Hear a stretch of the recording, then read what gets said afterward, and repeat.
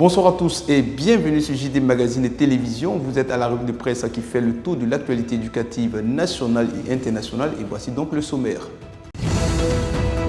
Yamoussoukro, la capitale politique ivoirienne, a abrité un atelier de formation des encadreurs pédagogiques de 41 DRENA. Et au niveau de l'enseignement technique, le ministre de l'enseignement technique, de la formation professionnelle et de l'apprentissage, Nguesson Kofi, a procédé à la remise de prix aux lauréats classés 2e et 3e du prix national d'excellence 2025 ce vendredi 7 novembre 2025.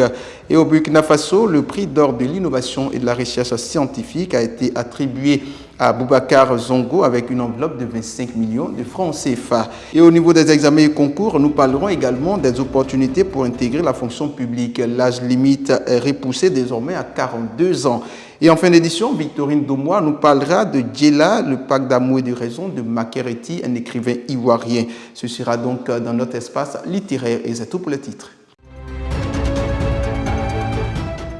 On ouvre cette revue de presse par une note de l'éducation nationale. La ministre de l'Éducation nationale et de l'alphabétisation, professeur Mariatou Kone, a pris part ce vendredi 31 octobre 2025 à un dialogue ministériel sur les compétences nécessaires pour un avenir durable à Samarkand, dans la ville historique d'Ouzbékistan. Ce dialogue s'est tenu en marge de la 43e session de la conférence générale de l'UNESCO.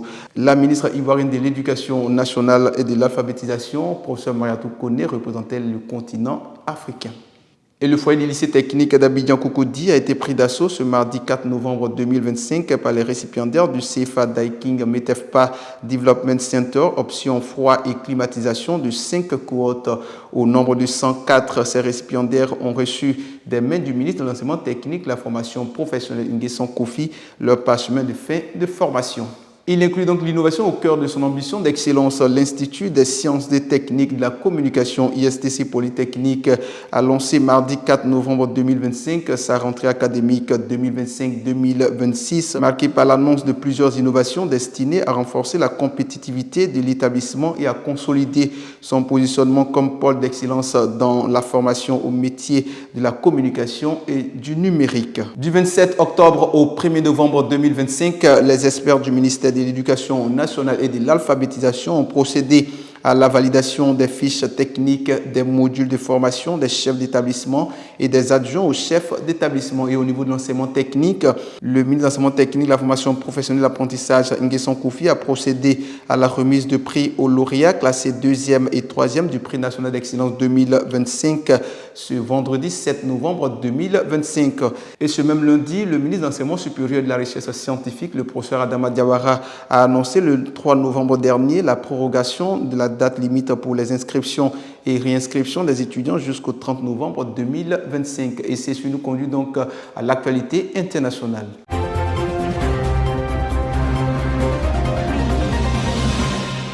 Comme annoncé dans les titres, au Burkina Faso, le prix d'or de l'innovation et de la recherche scientifique attribué à Boubacar Zongo avec une enveloppe de 25 millions de francs CFA. Boubacar Zongo, puisque c'est de lui qu'il s'agit, a su allier rigueur scientifique et créativité.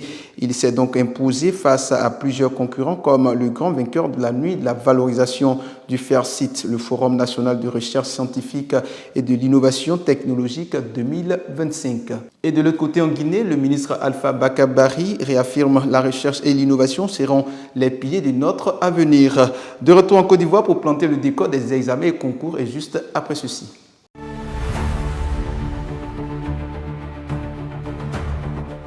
Ce qui est bon à savoir ici, c'est que le gouvernement ivoirien a relevé de 2 années la limite d'âge pour l'accès aux concours administratifs. L'âge limite en Côte d'Ivoire passe désormais de 40 ans à 42 ans, une mesure forte pour élargir la chance des jeunes diplômés et favoriser l'insertion professionnelle. Nous allons donc vous conduire à l'espace littéraire et ce sera avec Victorine Domois.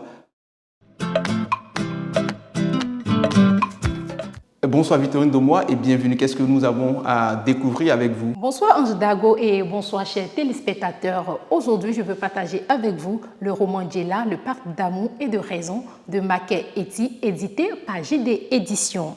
Ce roman qui mêle mythes, légendes et traditions pour célébrer la culture du peuple Gouro.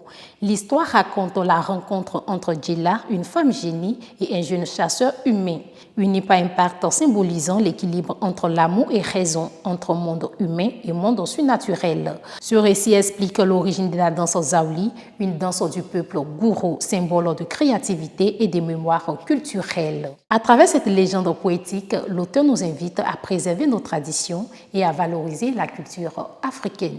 Voulez-vous connaître l'origine de la danse Zaouli ainsi que notre identité culturelle? Je vous invite à lire ce roman Djila, le pacte d'amour et de raison. Découvrons ensemble cette citation tirée de ce roman. C'est en sacrifiant ce qu'il a de plus cher que l'homme accède à la gloire et à la renommée. Merci.